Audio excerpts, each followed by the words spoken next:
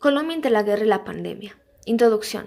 Terminado el primer trimestre del año 2021, varios son los rasgos que distinguen la coyuntura política nacional y sobre los cuales recae un gran debate nacional, dado el gran significado que para el presente y futuro del país tienen las propuestas que hoy se vienen presentando. Es de resaltar que asistimos a un momento bastante difícil y complejo, en el que se acentúa bastante la crisis y las políticas neoliberales y profascistas del régimen. La pandemia del SARS-CoV-2 evoluciona de manera acelerada, produciendo estragos bastante conmovedores en un país que sufre a la vez los impactos de la violencia, la disputa territorial, la corrupción y el narcotráfico, así como de la acción apátrida de un gobierno antidemocrático y populista, proclive a los monopolios y la banca internacional.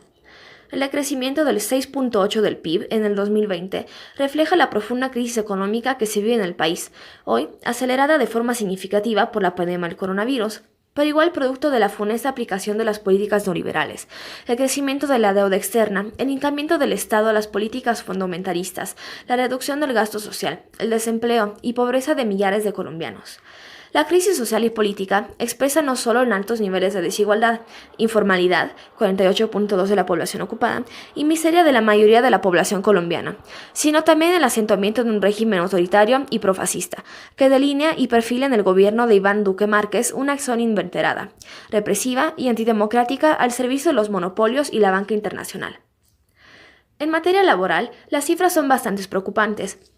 La tasa de ocupación alcanzó en febrero de 2021 la cifra de 51.7%, 4.1 puntos porcentuales más baja, a la registrada en febrero de 2020, 55.8%. El subempleo y el desempleo, por consiguiente, crecieron, alcanzando en febrero de 2021 cifras del 11.1 y 15.9% respectivamente. La lectura juiciosa y objetiva de las cifras demuestran que en Colombia crece el número de personas sin trabajo y crece el número de personas que carecen de los recursos necesarios para vivir de manera digna. Como respuesta, y bajo la excusa de enfrentar los efectos económicos de la pandemia, el gobierno colombiano considera prioritario desarrollar una acción múltiple, dirigida a proteger las grandes empresas, la banca y los inversionistas en un marco de fortalecimiento de la tercerización y flexibilización mayor de los contratos y las relaciones laborales. Concomitante con los efectos devastadores de la pandemia sobre el empleo, el trabajo en casa, el teletrabajo, las tecnologías digitales, la utilización de los nuevos sistemas de telecomunicaciones y transporte, así como la automatización de los procesos, se abren paso a diferentes niveles introduciendo nuevas características al mercado laboral. Otro rasgo importante de la coyuntura nacional comprende el crecimiento de la inconformidad y la movilización social vista en las continuas acciones de lucha de los trabajadores, las mujeres y la juventud contra el gobierno, los monopolios y la banca y su agresiva política de sobreexplotación, bajos salarios, mayores impuestos y cargas fiscales, privatizaciones y reducción del gasto público. Las grandes movilizaciones por la salud y una atención médica digna, la renta básica, la defensa del trabajo, el aumento de salarios y el no a las reformas tributaria, laboral y pensional empiezan nuevamente a prepararse, destacando la convocatoria del paro nacional para el 28 de abril que realiza el Comando Nacional Unitario, las Centrales Obreras, FECODE, la Unión Sindical Obrera y muchas otras organizaciones en el país. En el plano político, destacamos los procesos unitarios de carácter popular que se ambientan a nivel nacional con miras a enfrentar al uribismo en la contienda electoral que se llevará a cabo en el 2022. Apuestas como la de establecer un pacto histórico de la izquierda, los sectores progresistas, democráticos y populares que permite actuar unificadamente tanto en las elecciones legislativas y de presidente y vicepresidente. Destacan los pasos importantes que se granejan hoy en la perspectiva de conformar un frente amplio y vigoroso contra la corrupción y la antidemocracia reinante en Colombia. Dibujado el panorama, nos detendremos en esta oportunidad en dos grandes problemáticas que afectan a la sociedad colombiana y sobre las cuales el ente de la opinión internacional recae continuamente. Son ellos la pandemia del coronavirus y el recrudecimiento de la guerra en el país, de la intensificación de las confrontaciones militares, el asesinato de líderes y defensores de derechos humanos, las masacres y el desplazamiento forzado. En próximas entregas de la revista nos referiremos a otros temas de interés que sin duda servirán a la reflexión de los revolucionarios y demócratas, así como a la potenciación de los procesos de cambio en América Latina y el mundo. La pandemia del coronavirus y sus efectos en Colombia. El 5 de marzo de 2020, Colombia confirmó su primer caso de coronavirus y desde ahí, a la fecha de 8 de abril de 2021, se han reportado en el país 2.492.081 personas con el virus, de las cuales 2.355.832 se han recuperado, mientras que 65.014 han fallecido. En el mundo, la enfermedad ha provocado al menos 2.894.531 muertos desde su aparición en diciembre del 2019. En el primer año de la pandemia, Colombia ha registrado dos curvas o picos epidemiológicos. El primero fue en el 19 de agosto del 2020, día en el que se confirmaron 13.056 casos de la enfermedad. El segundo llegó el pasado 15 de enero de 2021, tras reportar 21.078 contagios. A la fecha del 7 de abril, se registra en la mayoría del territorio nacional un tercer pico epidemiológico, mucho más grave e intenso que los anteriores, con 12.464 nuevos casos, 247 fallecidos y 62.688 casos activos, que han colapsado el sistema de salud a nivel nacional. La seroprevalencia o nivel de afectación de la COVID-19 en Colombia está en un promedio de 40%, es decir, que el 60% de la población aún estaría susceptible a contagiarse del virus.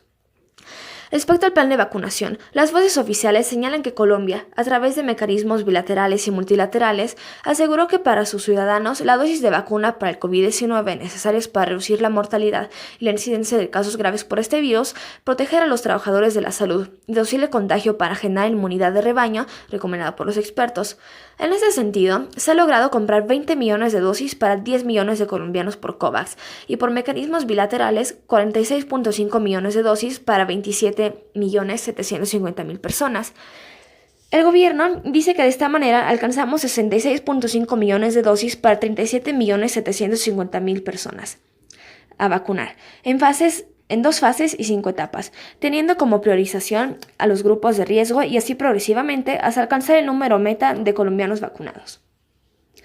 En ese orden de ideas, obviamente estamos obligados a evaluar de manera permanente la evolución de esta pandemia y las políticas adoptadas por el Estado y los diversos actores para enfrentarla como corresponde.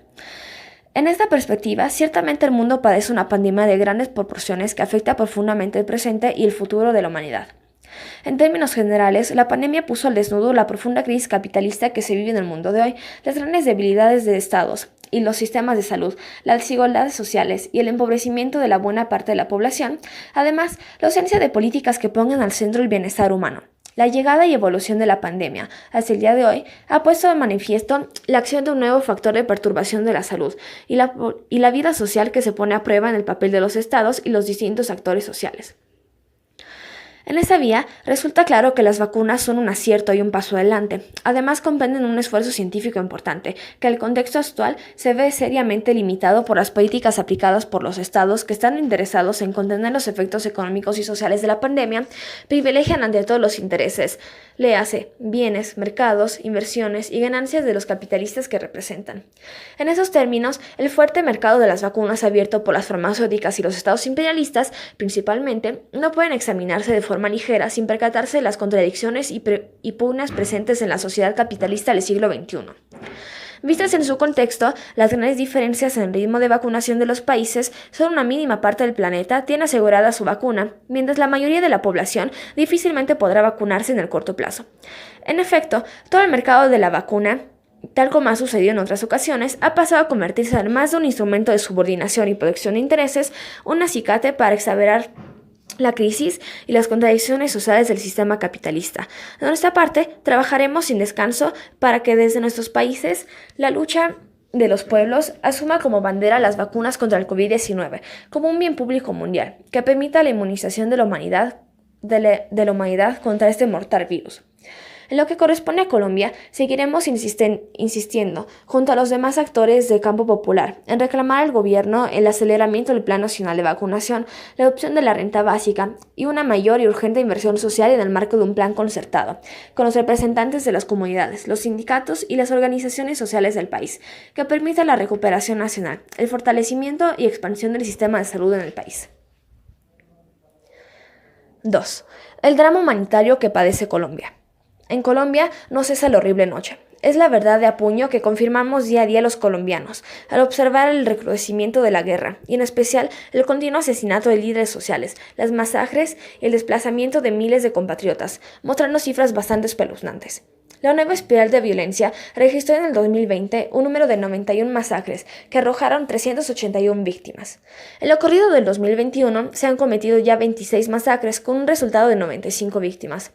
En cuanto a los asesinatos, las cifras en el 2020 hablan de 310 líderes sociales y personas defensoras de derechos humanos asesinados.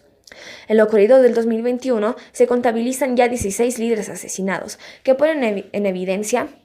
la repetición de un nuevo ciclo de violencia, principalmente en aquellas zonas consideradas estratégicas y en disputa, ya bien sea por su poder económico, el desarrollo de obras de infraestructura, la explotación de oro y otros recursos naturales, cultivos ilícitos, producción de coca y marihuana principalmente, o por ser zonas de paso o limítrofes con otros países. El norte y suroccidente del Cauca, el Bajo Cauca y norte de Antioquia, el Pacífico chocoano, bayuno y nariñense, Putumayo, el Meta, Arauca y la zona del Catatumbo en el norte de Santander son las zonas de mayores hechos de violencia, confirmando a esta como un fenómeno que recorre y afecta a toda la geografía nacional.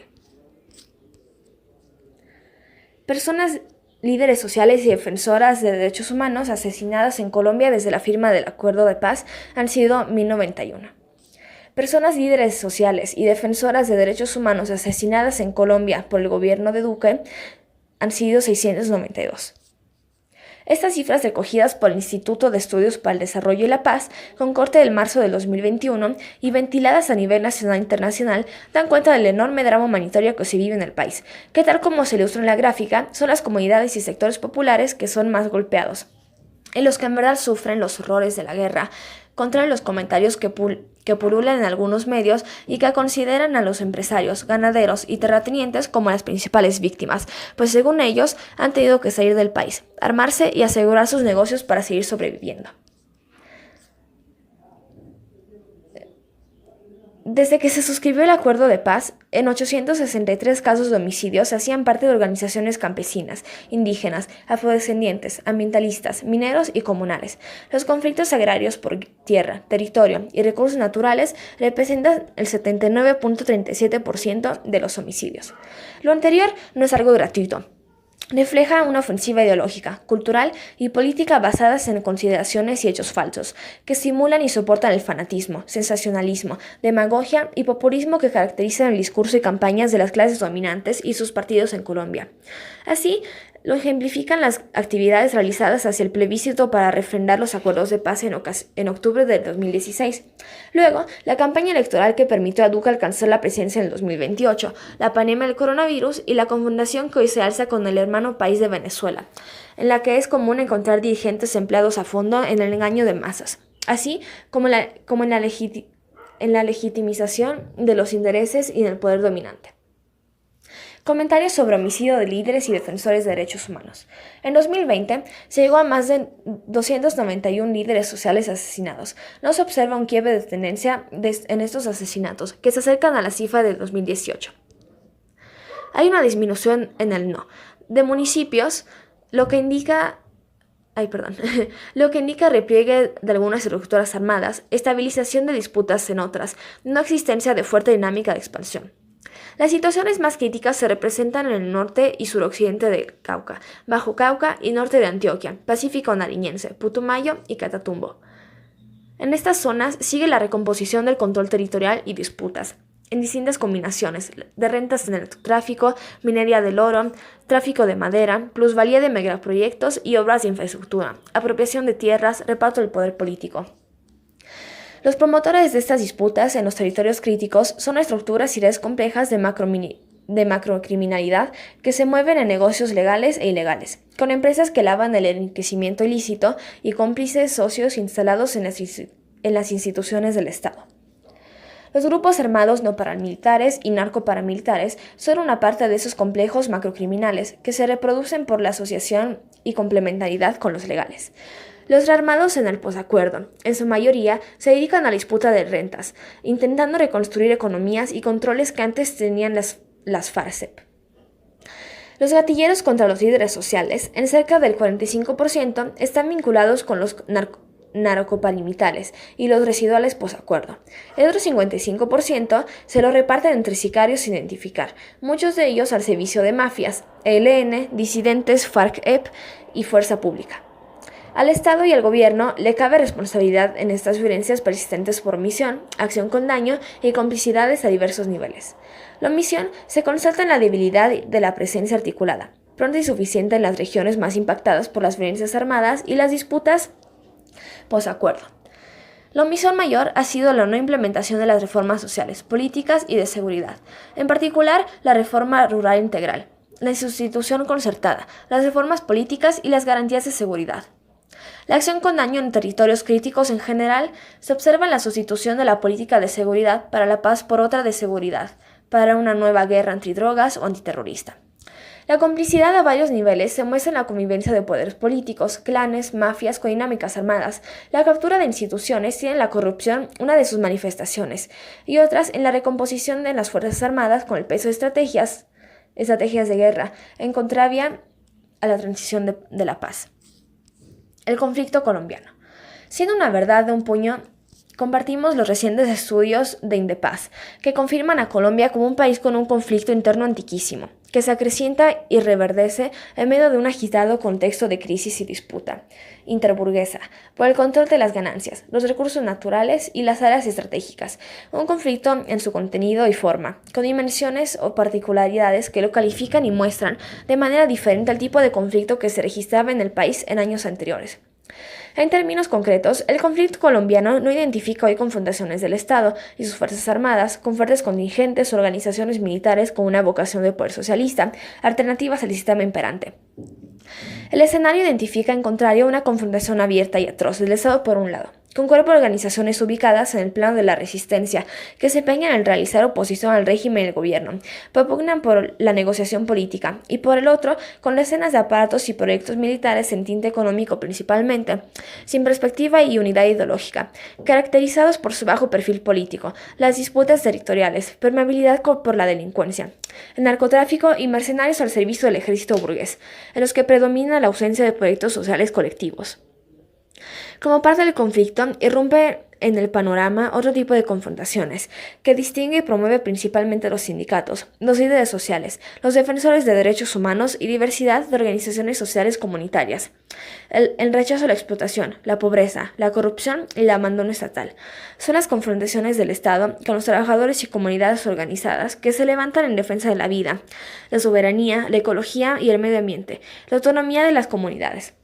la defensa de los derechos y libertades ciudadanas. Este tipo de confrontaciones complejiza el panorama y distingue tanto en sus causas como represiones el conflicto como un fenómeno económico, social, político y armado de profundas aristas en el país. La paz, un gran anhelo popular. Tal como lo hemos puntualizado en numerosos escritos, la paz no es una quimera y no puede seguirse tratando como un asunto eminentemente militar, lo que solo convoca a los actores armados. Años de lucha y toda una experiencia adquirida nos dice que dicha conceptualización es errónea y requiere un viraje político que supere esa visión moralista religiosa de quienes asumen el conflicto como una confrontación de buenos y malos. De nuestra parte, estamos, y así lo hemos expuesto, por una visión diacrónica, integral, multifacética y amplia del conflicto que anima la reflexión de su historia, raíces y múltiples expresiones, sin perder de vista el contexto, las características de nuestra formación económica social, el devenir del Estado y las políticas que en materia económico, social, político y militar lo han acompañado por más de 70 años de confrontación, así como todo ese conjunto de fuerzas sociales inmersas en la confrontación,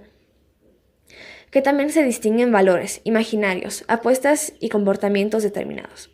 Esta visión hoy en juego es la que ha permitido a la izquierda y los sectores progresistas y democráticos considerar que los hechos que narra el conflicto hasta nuestros días tienen sus causas estructurales en la fuerte dependencia, la exclusión económica y social, el desconocimiento flagrante de los derechos ciudadanos y las libertades políticas. Consideramos que el conflicto de hoy, en todos sus pormenores, requiere de un ejercicio que permita no seguir quedándose en la epidermis, auspiciando recetas ya probadas como ineficaces, como las pregonadas por los asistencialistas o aquellas que publicitan los amigos de las salidas militares, o también las de quienes insisten en la negociación y la repartición de los puestos y presupuestos del Estado, negando que el conflicto que se padece del país tiene causas estructurales y de fondo. El fracaso del proceso de paz. El fracaso del acuerdo para la terminación definitiva del conflicto, firmado por el gobierno de Juan Manuel Santos y las FARC-EP del 26 de septiembre de 2016, es claro y evidente. Por un lado, porque los acuerdos solo se han cumplido en un 16% según análisis del mismo Partido de los Comunes. Y por el otro, porque el conflicto no ha desaparecido, y mucho menos, declara de parte del Estado el abandono de su política guerrerista, de lucha contra el enemigo interno, que según sus portavoces comprende una amenaza terrorista para la sociedad colombiana. Se presenta además en varias regiones una labor de exterminio de los excombatientes, que cierran las puertas a cualquier reconciliación o salida negociada del conflicto. Respecto al acuerdo de paz, propiamente dicho, consideramos que tampoco hay que hacerse muchas expectativas, pues si bien hablaba de la terminación del conflicto y su propósito real no era otro que el pactar con el gobierno y Estado colombiano la reincorporación a la vida civil de una fuerza que consideró que el cambio social que proclamaban desde su programa de democracia avanzada no era posible lograrlo mediante la acción armada. Compartimos además la apreciación de algunos analistas que señalan al acuerdo como una carta de buenas intenciones, que omite la correlación de fuerzas existente y necesaria para las reformas que propone, así como las reglas para el ejercicio del poder y la acción política en Colombia. Por otra parte, es necesario considerar en la fuerza de los comunes errores y desenfoques frente al acuerdo y su viabilidad como aquellos que consideran el ordenamiento económico, político y jurídico del país que es incoluble y no necesita cambios. Por el contrario, tenemos una democracia y una constitución que requiere algunos retoques o vivas reformas que permitan acercar al Estado al ciudadano, salvar miles de vidas, animar la reconciliación y generar el bienestar social necesario que hagan innecesaria e inútil la confrontación social y política. La causa del conflicto interno que azota al país está en el campo y deriva lo fundamental en un conflicto de tierras, donde por un lado es obvia la desprotección y abandono del campo, por el otro, la confrontación del campesinado, los terratenientes y el Estado por las tierras y los réditos a lograr en el mercado rural. La estrategia de los programas de desarrollo con enfoque territorial, PDT, a 15 años consignada en el acuerdo para cerca de 170 municipios del país, parte de la premisa que dichos programas son los que va a permitir cerrar el paso a los cultivos ilícitos, la pobreza, la violencia y el abandono del Estado en importantes regiones del país.